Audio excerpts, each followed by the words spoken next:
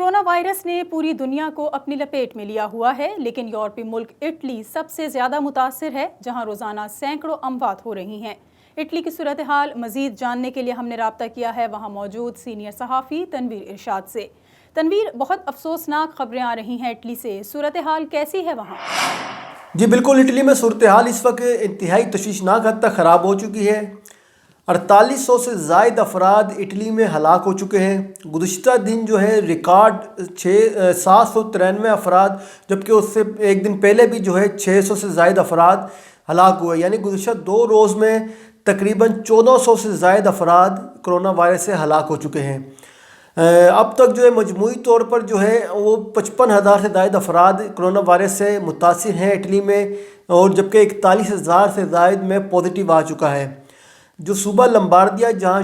یہ corona virus جہاں سے پھیلنا شروع ہوا تھا، وہاں صورتحال انتہائی تشویشناک ہے۔ صوبہ لمباردیا کے شہر بیرگامو،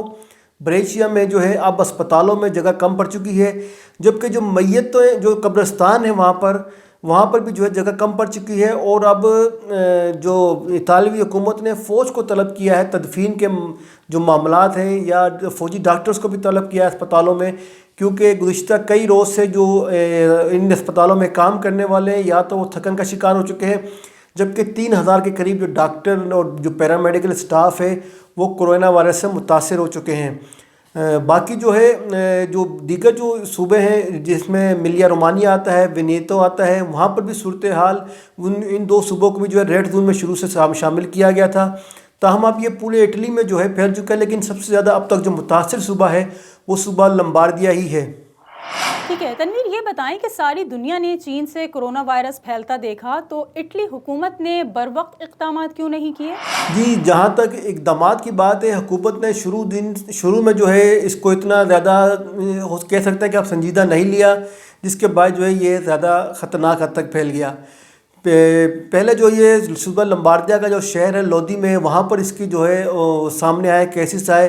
تاہم اس وقت جو ہے گورنمنٹ نے شروع میں اتنی سنجیدگی سے نہیں لیا، اور صرف کوئی ایک آدھ قصبے کو جو ہی وہ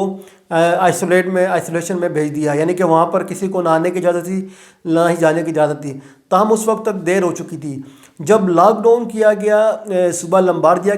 کو تو اس میں بھی کوئی پلاننگ نظر نہیں آئی، اور ہزاروں افراد جو ہے لاک ڈاؤن سے جس دن اعلان ہوا کہ کل سے لاک ڈاؤن ہو رہا ہے پورا صوبہ، یہاں سے نہ کوئی باہر آ سکتا ہے نہ ہی کوئی اندر جا سکتا ہے، تو ہزاروں کی تعداد میں لوگ جو ہیں وہاں سے بذریعہ ٹرینیں اپنی گاڑیوں کے جو ہے وہاں صوبے سے نکل کے دیگر شہروں میں، روم کی طرف، سردینیا کی طرف، جو دیگر علاقے ہیں جو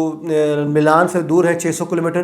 ان علاقوں کی طرف جو ہے ہجرت کر کے چلے گئے۔ ان میں سے بھی کئی جو ایسے لوگ تھے ان علاقوں میں یا وہ ان سے کانٹیکٹ ہو چکا تھا ان کے کرونا وائرس کے مریضوں کے ساتھ، یا اس طرح کی کوئی صورتحال تھی جس کے بعد جو ہے دیگر صوبوں میں بھی پھیلا۔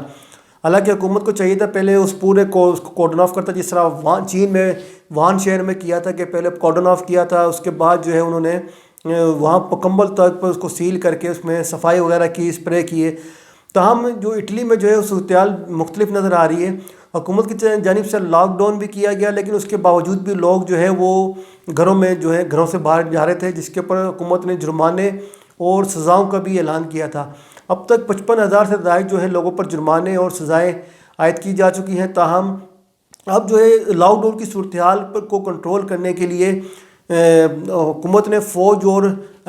جو ہے فوج کو بھی طلب کیا ہے شہروں میں، تاکہ وہ پولیس اور دیگر اداروں کے ساتھ مل کر عوام کو لاک ڈاؤن کی صورتحال پر جو ہے وہ ہم اس پر قابو پائیں۔ جی بہت شکریہ تنویر ارشاد آپ کا۔